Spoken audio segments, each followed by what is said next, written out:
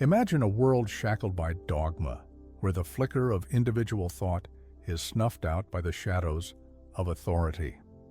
Now picture a man, quiet, methodical, and unassuming, whose ideas would ignite a revolution of the mind, reshaping humanity's understanding of freedom, morality, and reason itself. This man was Immanuel Kant, the 18th century philosopher who dared to declare enlightenment is man's emergence from his self-imposed immaturity. But how did a son of a harness maker from a remote Prussian town become the architect of modern thought? His journey from the cobblestone streets of Königsberg to the pinnacle of intellectual history is a testament to the power of curiosity, discipline, and the audacity to think for oneself. Born in 1724 into the frost-bitten austerity of Königsberg, East Prussia, now Kaliningrad, Russia, Kant's childhood was steeped in Pietism, a Lutheran sect that emphasized humility, hard work, and personal piety. His father, a harness maker, and mother, a devout woman with little formal education, raised him in a household where frugality and faith were paramount. Despite their poverty, Kant's parents prioritized his education, scraping together funds to send him to a rigorous pietist school. There, young Immanuel thrived academically, but chafed under its oppressive religiosity, later recalling the experience as slavery that nearly crushed his love of freedom.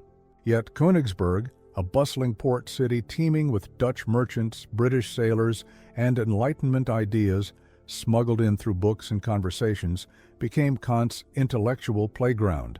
He devoured Newton's physics, Rousseau's treatises on liberty, and Hume's skeptical philosophy, all while attending the University of Königsberg on scholarship. Financial hardship forced him to pause his studies and work as a private tutor for nearly a decade, a period of quiet reflection that sharpened his philosophical vision. By the time he returned to academia, Kant was primed to confront the era's existential crisis, the clash between scientific rationalism and moral faith. The Enlightenment had fractured old certainties, leaving a void between cold empiricism, what can I know, and the yearning for ethical purpose, what ought I to do? Kant's answer? A revolutionary synthesis. Human reason, he argued, is not a passive mirror of nature, but an active architect of reality. In his Critique of Pure Reason, 1781, he redefined knowledge as a collaboration between sensory experience and innate mental structures, a Copernican revolution in philosophy. But Kant's genius didn't stop at epistemology. His moral philosophy declared that true freedom lies not in defiance of rules, but in self-governance by universal principles, the famed categorical imperative, act only according to that maxim, whereby you can, at the same time, will that it should become a universal law. This fusion of autonomy and duty became the bedrock of modern ethics, influencing everything from human rights discourse to democratic governance. Kant's personal life mirrored his philosophy. A lifelong bachelor, he adhered to a monastic routine, rising at 5 a.m., lecturing at 7 a.m., writing until midday, and taking his legendary afternoon walks, so punctual that neighbors set their clocks by him. Yet beneath this rigid exterior burned a radical spirit. He championed republican ideals during an age of monarchs, critiqued colonialism, and argued for a League of Nations to ensure perpetual peace, a vision that would echo in the 20th century's United Nations. Kant's call to dare to know resonates today in every debate about AI ethics, climate responsibility, or democratic resilience. His life, a bridge between humble origins and cosmic ideas, challenges us. Will we remain in self-imposed immaturity, clinging to algorithms, ideologies, or influencers? Or will we embrace the courage to think, question, and act as autonomous beings? In an era of information overload and existential uncertainty, Kant's enlightenment is not a relic. It's a rebellion we're all invited to join. In young adulthood, Kant attended the University of Königsberg, where he soon became interested in the natural sciences, mathematics, and philosophy. As his exposure to the recent achievements of the scientific revolution and Enlightenment increasingly revealed to him the emerging power of human reason and independent thinking, Kant became critical of his religious upbringing and religious and political authority in general. He observed the modern world shifting alongside him, moving away from blind faith in religious and political authority into secular, independent, rational thinking. However, Kant, having seen and understood the value of religion in the lives of the people he had known, and having appreciated and respected how it promoted ethical behavior and good conduct, worried about the consequences of humanity shifting away from it. Kant saw humanity at a juncture where it was now mature enough to leave home, but not mature enough to know how to live well on its own. During and following his education, Kant published many works dealing with topics related to metaphysics, ethics, epistemology, politics, and aesthetics. He focused his life's work on helping facilitate the Western world's successful transition into a new enlightened age.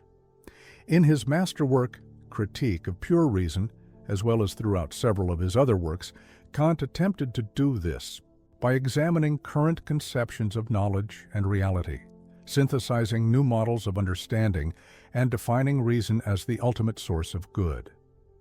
Kant wrote, "Our age is the age of criticism, to which everything must be subjected.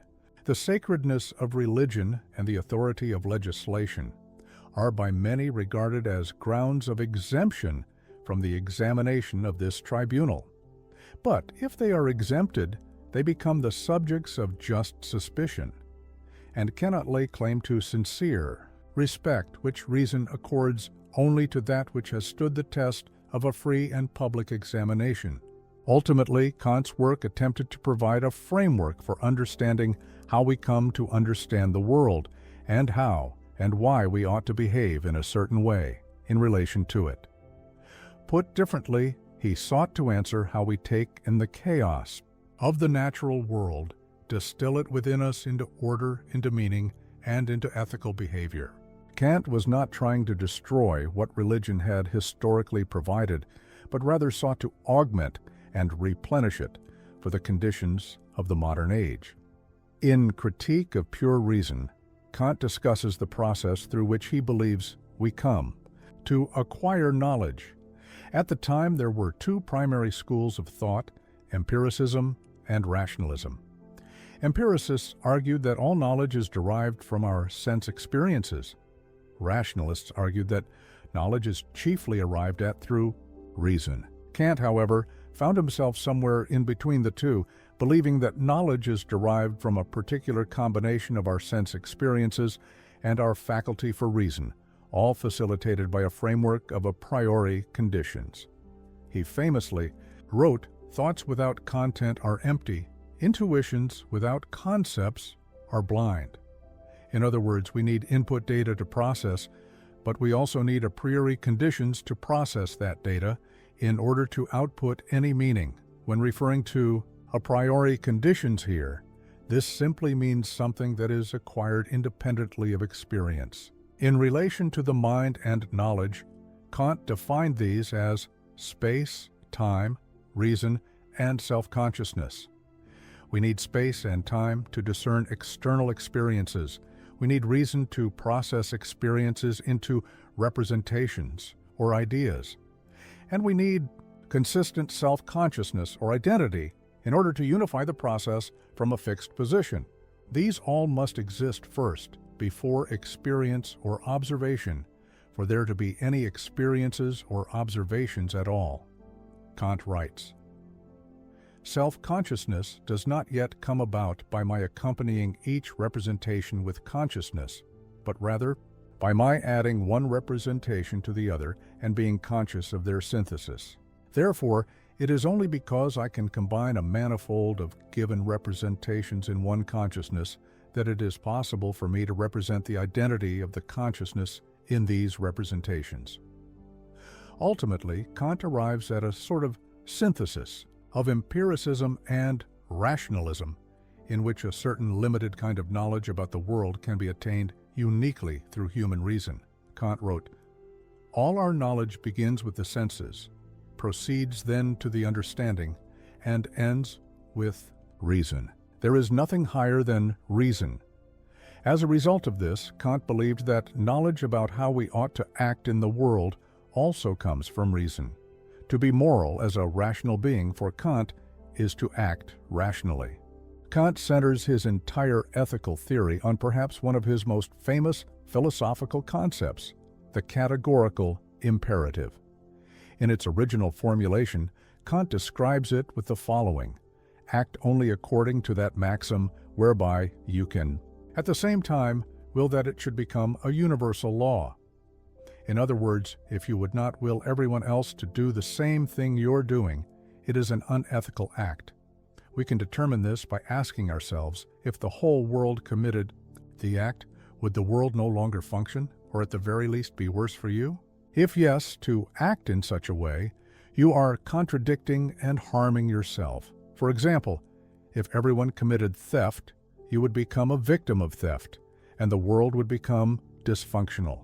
Thus, no rational person could see it right to steal, and to act otherwise breaks moral law, like breaking the laws of mathematics. All of this, of course, is a sort of formal reconstruction of the Golden Rule: do unto others as you would have them do unto you. Kant attempts to take this further, however, by grounding it in a secular philosophical system that showcases, essentially, that being immoral does not make rational sense, and that determinations of what is moral can be concluded from reason alone. Of course, all this leads to some potential problems. What happens when the apparently more rational thing to do goes against categorical imperatives? What happens when someone can cause more harm, or allow more harm, by strictly abiding by rigid moral principles? What if, for example, you stole a weapon from someone to prevent them from harming a group of people whom they were about to attack with it? Is this immoral simply because you broke the moral principle of not stealing? Is it not more rational, though, to steal the weapon than to commit rigidly to the moral principle of never stealing? People who might follow the ethical theory known as utilitarianism would argue that it is more rational and moral to steal the weapon, making moral laws flexible to situations. Moreover, in a much broader sense, what are moral determinations? Objectively even based on using reason? Human prosperity? But is not human prosperity subjective? How can we base an objective ethical system in something that is entirely dependent on human subjectivity? Are we even truly rational beings? How can we ground our process of thinking in something outside our process of thinking? For what reason do we have other than reason itself to follow reason? Reason seems like the highest order of cognition, of understanding, but does that sufficiently ground it in anything objective, in anything fixed or rigid? Reason itself seems to be only defensible through circular reasoning. Ultimately, although Kant got some things wrong and left some things unresolved, he got some crucial things right. And perhaps more importantly, he helped reveal new problems in need of resolving and getting right.